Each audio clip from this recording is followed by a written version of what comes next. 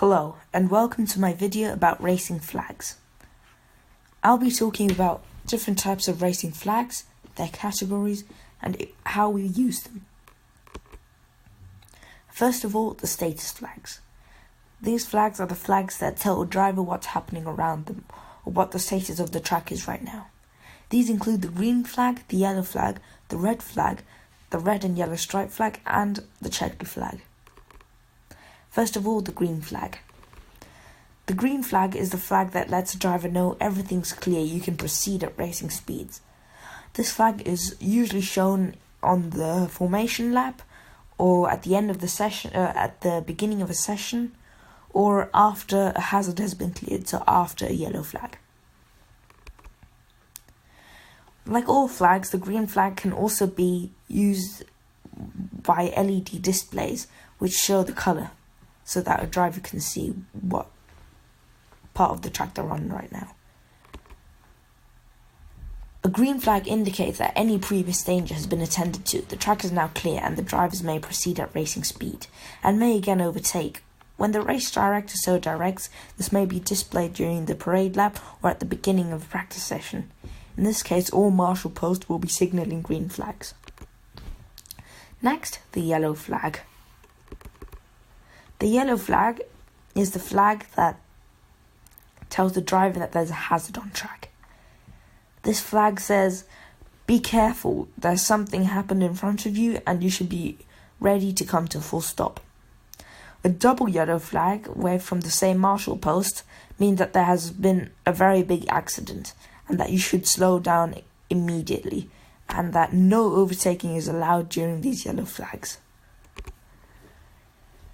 A single yellow indicates danger ahead, such as debris from a crash. Drivers must slow down as they pass. Overtaking is forbidden, unless it's unavoidable, such as a driver trying in the section or a driver is lapped. Two waved yellows at the same post indicates great danger ahead. Drivers must slow down and be prepared to stop. No overtaking is permitted unless a driver is lapped. Next comes the red flag. This is the flag that no one wants to see. It means that there's been a big accident or something has happened for the race to be suspended. It can also be very bad weather or really much rainfall. This is not very good for the race or for the drivers, as they all need to come back to the pit lane. A red flag indicates that the race, practice session or qualifying session has been suspended. All marshal stations will signal this. Drivers may not leave the pits. All drivers on track must proceed cautiously to the pit lane and stop. There they will be reordered in their correct racing order. Sessions may be resumed or abandoned as the race director so indicates.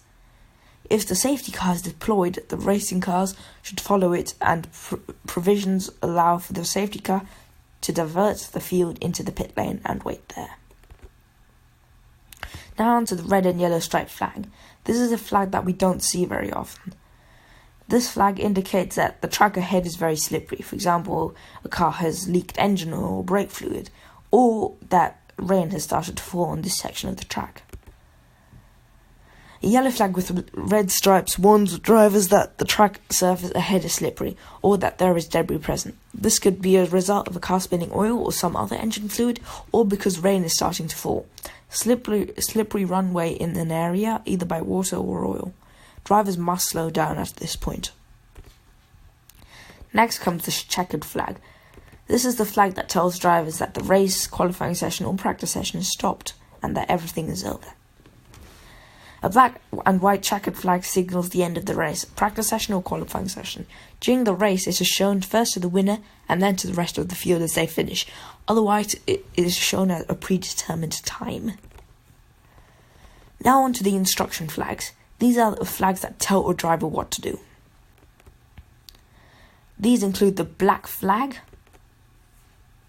This is the flag that tells the driver that he has been disqualified. This flag is always accompanied by the driver number.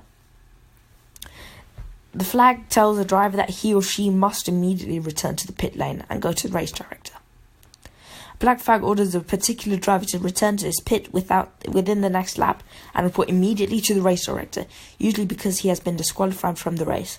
The flag is accompanied by a board with the car number of the driver on it so no mistake is made. Next comes the blue flag. This is one of the most common flags. It tells the driver that there's a faster car approaching.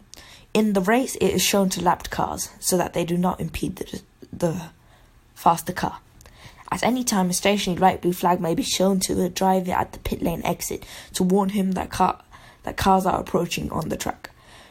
During the race, a light blue flag waved on the track warns the driver that he is about to be lapped by a faster car and must not intentionally impede their progress, such as blocking a passing maneuver.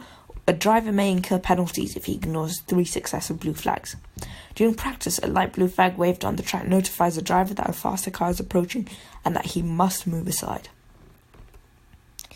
Now on to the practicality of racing flags. Do we still need them?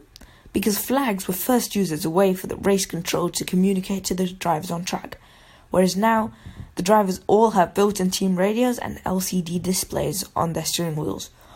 Are flags still a good idea, or should we scrap them as we have alternative methods? I'd like to hear your thoughts. Now onto the summary. These are all the flags that we've talked about today. The green flag, the yellow flag, the red and yellow striped flag, the checkered flag, the black flag, and the blue flag.